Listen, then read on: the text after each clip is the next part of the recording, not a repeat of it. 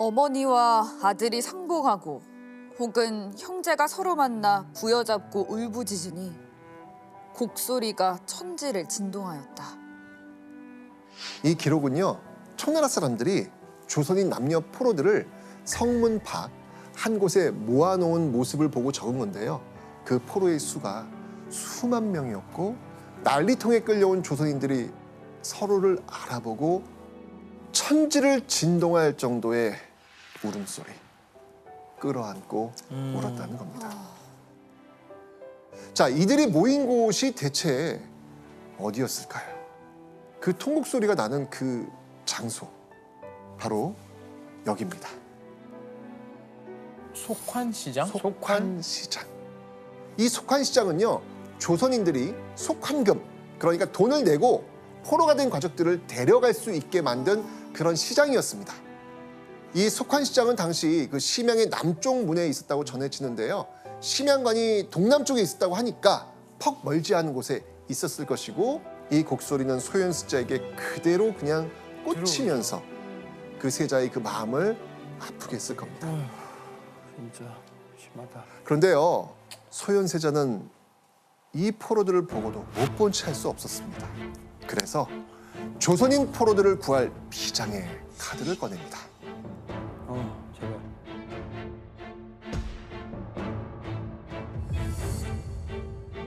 바로 직접 조선인 포로들을 한 둘씩 속환하기 시작한 겁니다. 그러니까 돈을 주고 사는 거예요. 네. 아, 본인이 직접. 직접. 소현세자는요, 심양관 생활 내내 조선인 포로들을 한 명이라도 더 속환하려고 노력을 했습니다.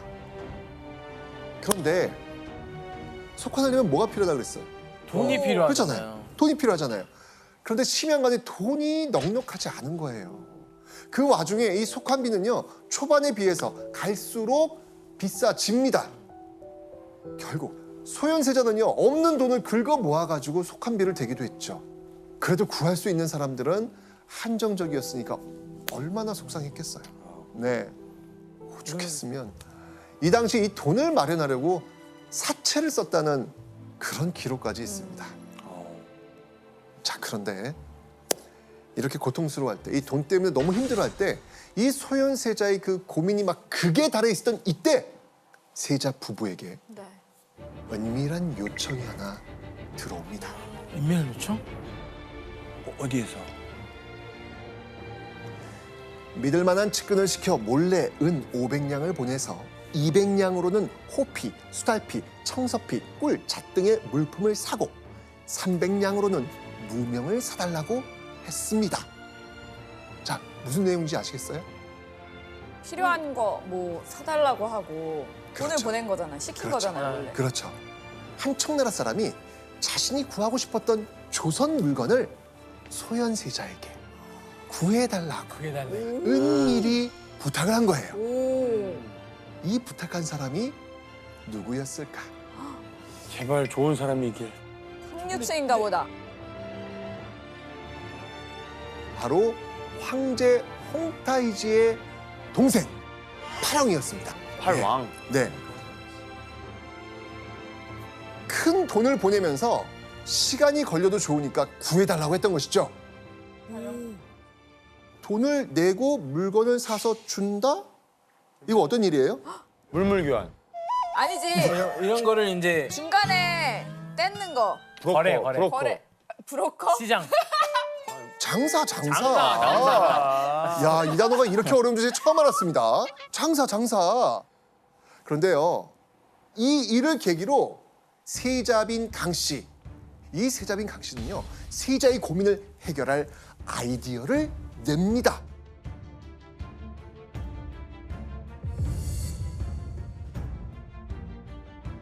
와. 이 모습 딱 지켜보면서, 그래?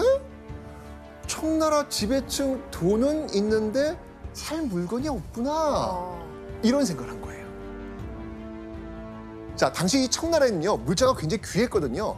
그러니까 질 좋은 조선의 물건을 가지고 와서 청나라 돈 있는 사람들한테 판다면, 야, 요거 돈이 되겠다. 장사 되죠. 장사 되겠다. 네. 라고 생각을 한 거예요. 네. 소현세자 부부는요. 청나라에서의 그 지긋지긋한 무슨 문제? 돈 돈 문제를 해결하기 위해서 조선 역사상 전무후무한 일을 벌입니다. 바로 밀무역. 참 진짜 여러분 이거 굉장히 충격적인 거예요. 지금 왕세자 부부가 장사를 한 거. 조선에서 장사는요 평민들이 하는 일이었고요. 높은 신분이 하는 일은 절대 아니다. 아니었습니다. 이렇게 생각을 했거든요. 그런데 청나라에서 먹고 살아야 할 이 소현세자 부부는요. 뭐 신분, 체면 그런 거 따질 겨를이 없었던 거예요. 살아가기 위해선 어떻게든 돈을 마련해야 했기 때문에 청나라 왕족 관리 등과 거래를 했던 겁니다. 오히려 현명했다고 저는 생각이 들어요. 그렇죠. 끌려온 조선인 프로들의 곡소리를 그냥 무시하고 그냥 눈 딱 감았으면 사실 이럴 필요도 없잖아요. 그러니까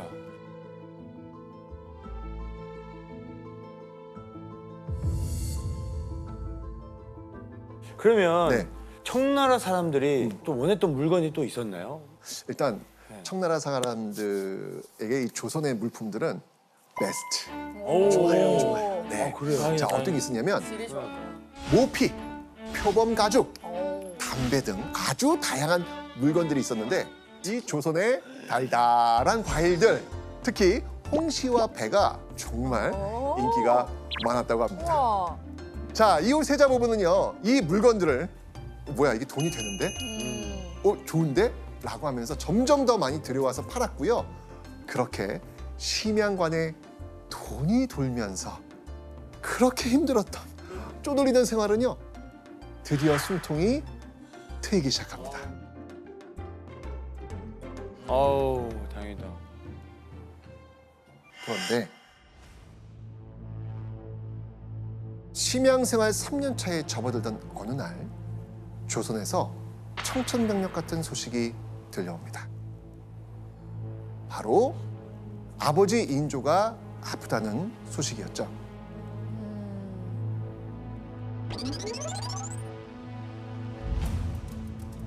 아까도 말씀드렸지만 이 효심 깊은 아들 소현세자 가만히 있을 수 없잖아요. 그렇죠. 소현세자는요 당장 청나라 황제에게 조선의 아버지에게 보내달라고 요청을 합니다. 자, 황제가 그 얘기를 듣고 허락했을까요? 아니요. 허락합니다. 그래요? 그래. 아니, 그래요? 되게 나쁜 사람 같았는데 또 그러니까요. 그건 허락하네요? 대신 조건이 있습니다. 네. 세자를 보내는 동안 세자의 아들, 즉 원손이 되겠죠. 그 아들을 청나라에 인질로 보내라. 어. 선택을 참 아버지를 선택하냐 아들을 선택하냐 이게 근데 이게 지금 조선이지 않습니까? 네. 그죠? 아픈 아버지 인조를 외면할 수는 없었습니다. 결국 소현세자는 눈물을 머금고 조선행을 택할 수밖에 없었죠.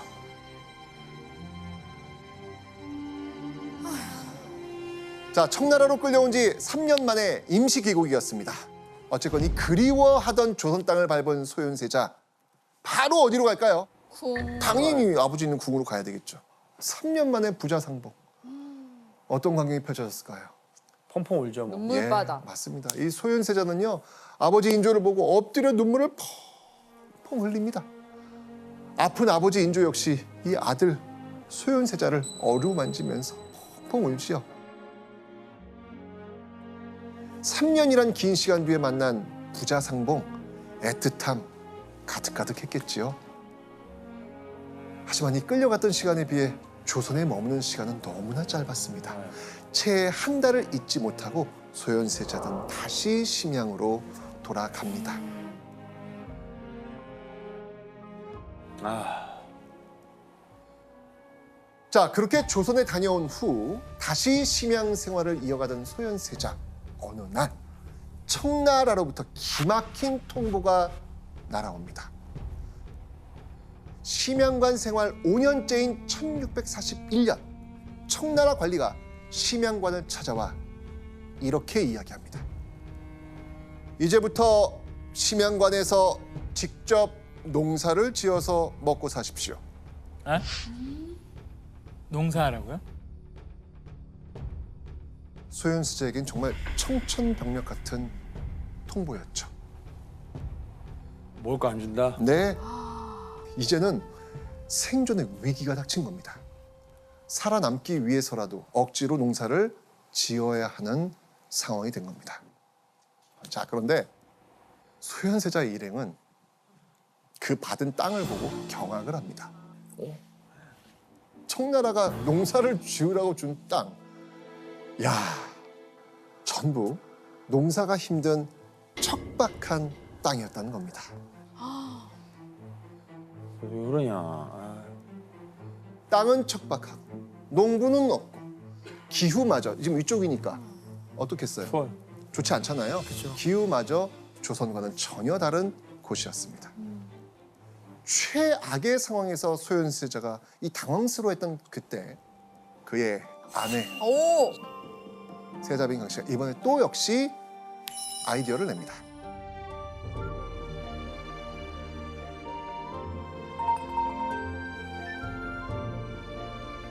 자, 먼저 이 실질적으로 일할 조선의 농법을 아는 일꾼을 구할 방법.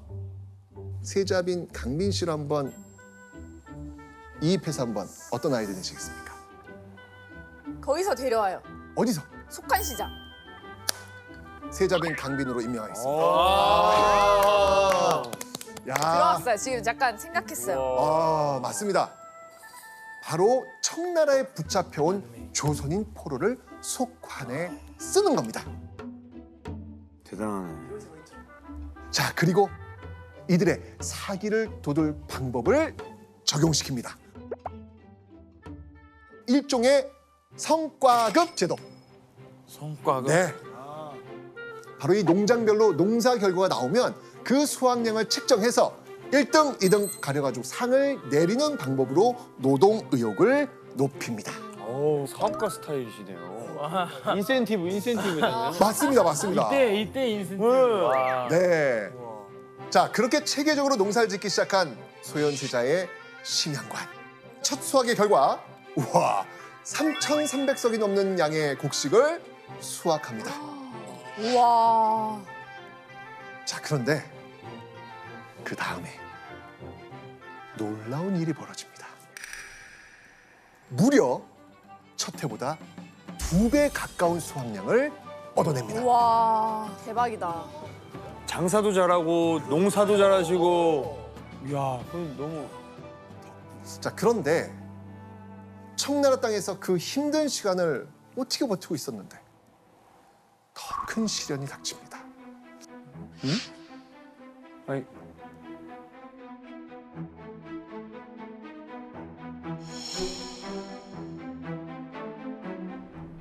바로 청나라가 명나라를 무너뜨리는 그 순간을 본 겁니다.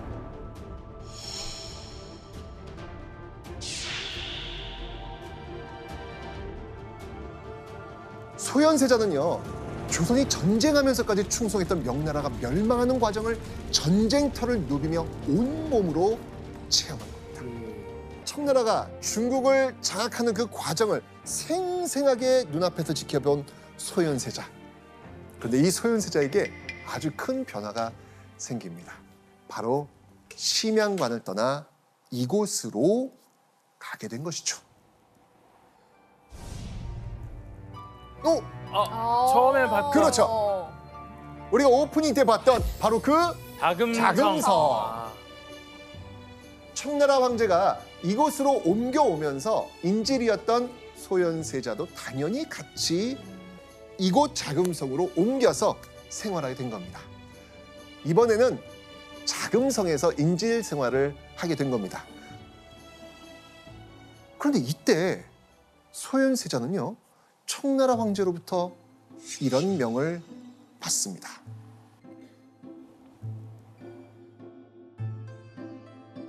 조선의 영구 귀국하라. 오. 우와. 갑자기? 돌아가라고요? 제발. 네. 우와. 제발. 왜? 왜?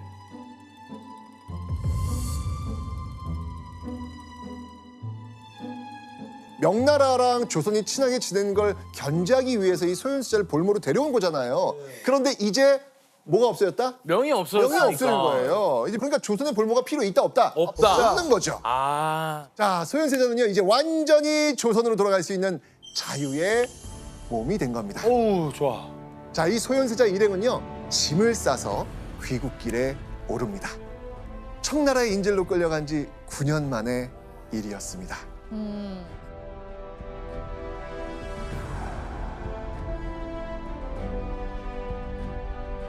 그렇게 마침내 부푼 가슴을 안고 자신이 살던 창덕궁으로 돌아온 소현세자. 와.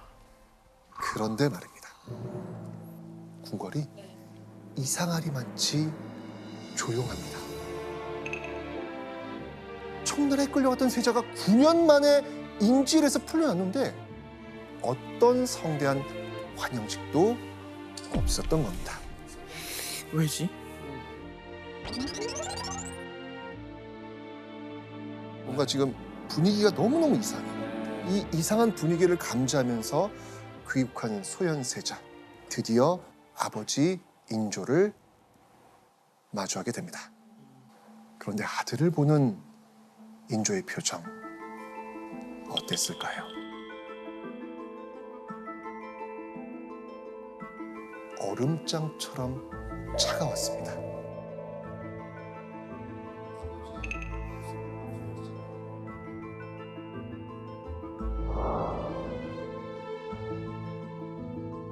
이후 인조는요 세자의 귀환을 축하하는 교서를 발표하게 했을 뿐 불러서 어떤 축하의 말, 위로의 말도 하지 않습니다.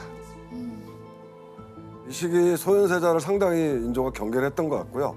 청나라에서는 인조를 폐위시키고 세자를 소현세자를 그 왕위에 앉히겠다라고 하는 그런 소문들이 전달이 되고 결국 권력은 나눌 수 없고 이미 아들인 소현세자에게 적대적인 감정을 가졌던 게 당시 인조의 입장이라고 볼 수 있겠습니다. 이제 다시 조선의 세자로 하루하루를 보내던 소현세자.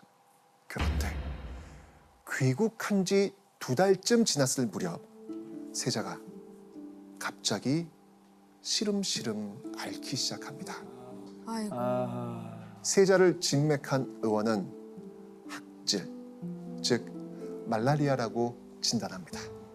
그리고 진단받은 지 3일째 세자의 처소에서 통곡 소리가 흘러나옵니다. 무슨 일이야, 이게. 소현세자가 숨을 거둔 겁니다.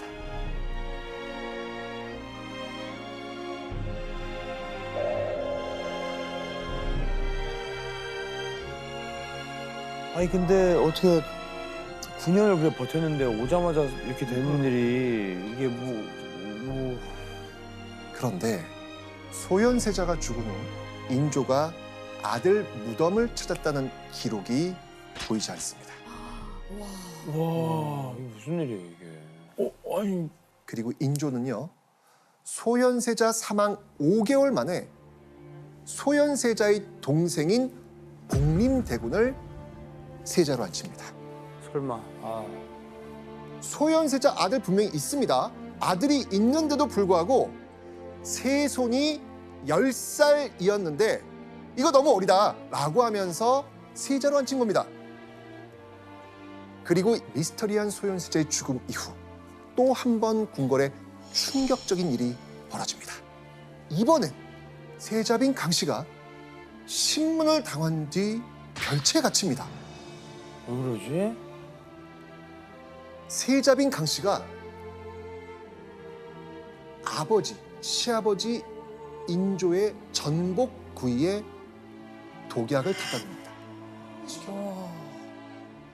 그리고 세자빈 강씨를 역적으로 몰아 폐위시켜 버립니다. 그리고는 폐위시킨 그날 바로 사약을 내립니다. 와. 그런데 사실 이 독살 사건 아무런 증거 발견되지 않거든요. 인조는 증거와는 상관없이 며느리를 죽인 겁니다. 그런데 여기서 끝이 아닙니다. 아이고. 인조는요 세자빈 강 씨가 죽은 후 남은 손자들도 멀리 귀양 보냅니다. 그렇게 힘든 볼모 생활을 하고 조선 땅으로 돌아온 지 3년 만에 이런 일들이 다 일어난 겁니다. 오랑캐인 청나라의 볼모로 잡혀갔다가 갖은 고생을 하고 돌아온 세자. 그리고 그 가족에겐 너무도 허무한, 너무도 허망한 결말이었습니다.